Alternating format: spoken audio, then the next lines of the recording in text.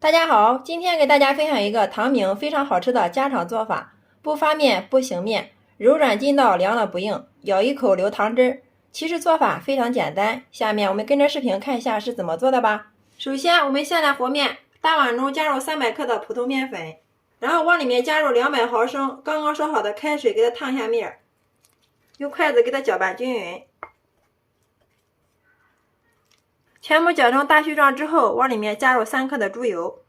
这里加入猪油的目的，既可以使我们做出来的小饼更加的柔软，而且吃起来更香。接着我们下手给它揉成面团，最后我们揉成一个光滑不粘手的稍微偏软的面团，像这样就可以了。盖上盖子，防止外皮风干，放一旁给它松弛30分钟。下面我们来调个糖馅，加入1大勺的白糖。1小勺的面粉，1勺的脱皮白芝麻，然后用勺子给它充分的搅拌均匀。搅拌均匀之后，糖馅就调好了，放一旁备用。接着案板上撒少许的干面粉，把我们和好的面团给它取出来，放到案板上面，稍微再给它揉一下，揉匀揉光之后，直接给它搓成长条。搓成长条之后，再给它切成大小均匀的剂子。再取一个剂子出来，把每一个小剂子给它整理成圆形，这样就可以了。所有的小剂子全部整理好之后，给它均匀的摆到案板上面，上面盖上一层保鲜膜，防止外皮风干。然后我们取出第一个整理好的生胚，案板上再撒少许的干面粉，把这个剂子放上来，用手轻轻的给它压扁，再给它擀成边沿薄、中间厚的包子皮。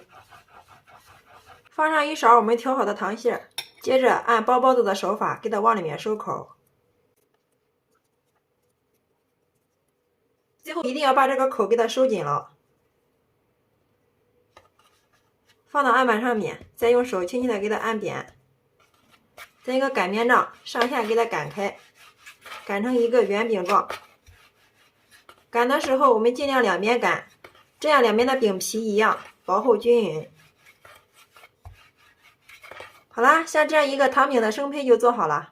接下来电饼铛遇高温，给它刷入一层食用油，把我们做好的糖饼生坯均匀的给它码放到里面。全部放进来之后，上面再淋少许的食用油锁住水分。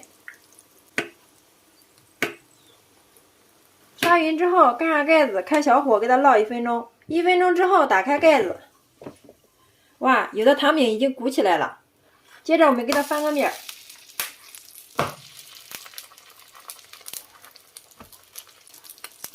颜色真的是太漂亮了，金黄金黄的。盖上盖子再烙1分钟，把另一面也烙至金黄。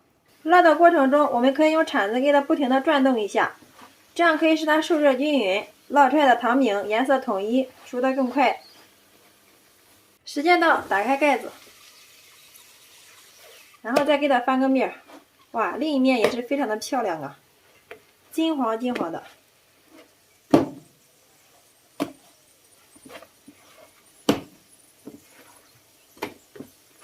我们一直烙制所有的糖饼，个个都是圆鼓鼓的，两面颜色金黄酥脆，像这样就可以了。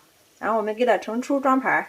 所有的小糖饼全部烙好之后，给它均匀的摆入盘中，端上桌就可以给家人美美的享用了。